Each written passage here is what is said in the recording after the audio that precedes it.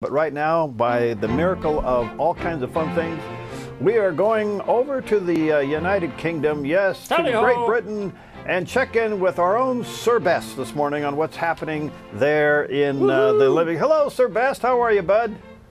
What ho! Sitting here with a bucket of boron, having a great time. Do you put boron in your coffee or your tea over there? Oh, everything. Everything. Hey, I want you to know, Steve, over the last couple of days, I was with your boss, and we sat at a computer and watched you and Steve exchange. So he was delighted that you were on the job this morning. Well, I guess at least he knew I was doing some work, which is a good thing. Yeah, which is a common thing over there in the UK. Hey, listen, some pretty interesting things going on there at the Olympics, and you must be proud because your country's coming up in the ranks, picked up some golds, huh? Oh, yeah, we had a pretty good weekend, actually. Saturday was bonkers. We won so many gold medals, it was hard to keep track. So, yeah, we're up to third, which isn't bad for a little tiny nation like us. Well, I see where Andy Murray finally knocked off the big boys and got the one for tennis. Well, that was a real big one because to beat Roger Federer is one thing, but to blow him away in straight sets like Andy Murray did was quite stunning. I think we all said we'd never seen Andy Murray play like that, and we're really hoping that'll really kickstart his career and just take him on to the next level. Well, you know, he comes on now to the U.S. Open, so we'll see how he does now that he beat the two top guys.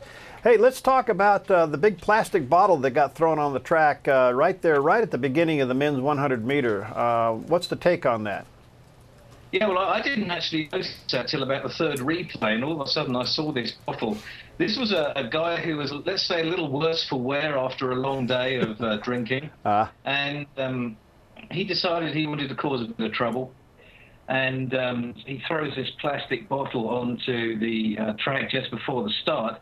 Luckily, it didn't put any of the athletes off, but unfortunately for the man who did this, right behind him was a Dutch judo woman who basically got him in a headlock and managed to hold on to it until the authorities came. So he's in custody now. Whoa, okay.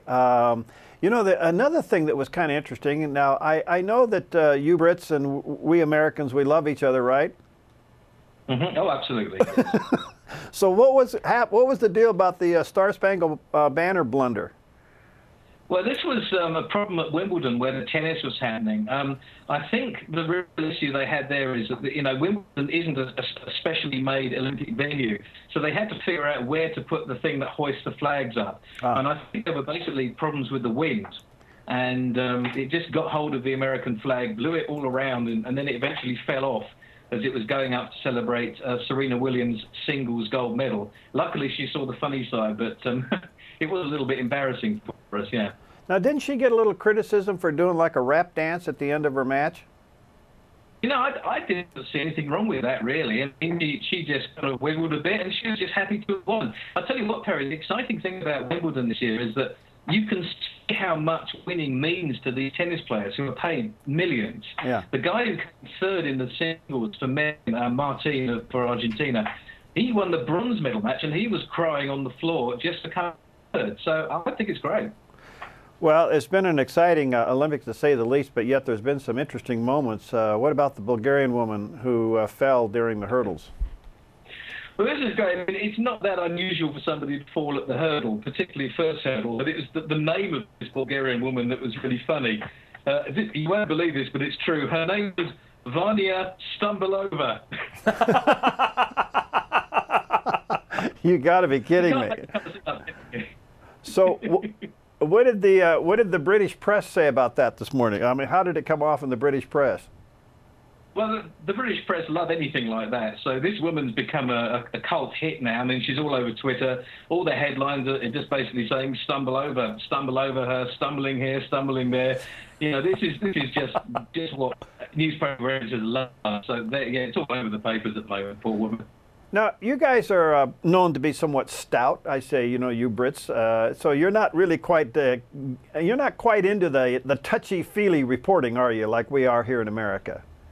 No, there's been some complaints from TV viewers about the BBC's trackside reporters. Some of them, to be fair, get a little bit excited. I don't know whether you saw the interview with sailor Ben Ainsley, who won gold, but the reporter there was basically hugging him and screeching at the top of his voice. But there have been some criticisms about some of the other reporters, but I think what people tend to forget, Perry, is that these reporters have been with the athletes for many months. They actually have been with them in training. They know them really well, and so they're bound to get, emotionally invested in this kind of thing. And so I think that comes over. Personally, I think it's great. I like that because it shows these reporters are human.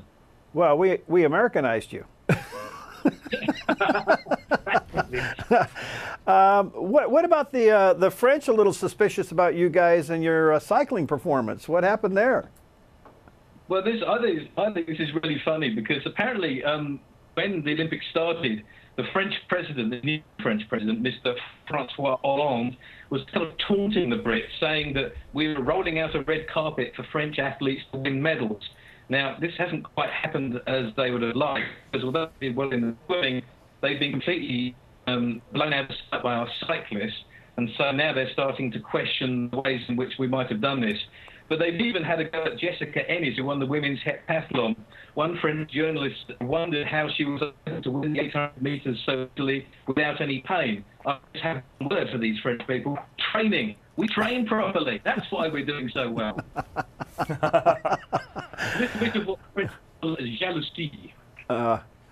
Well, Steve, you and your country are doing an excellent job in hosting all of this. It's been fun to watch. It's been a very exciting Olympics. A lot more yet to come, and we're looking forward to just see how all this turns out. But you guys have bumped up from being nowhere on the charts to being #3 with medals. It's amazing, isn't it? Things are going really well for us. I mean, I wouldn't be over-exaggerating to say this is one of the best things that's ever happened for this country. We are absolutely loving this.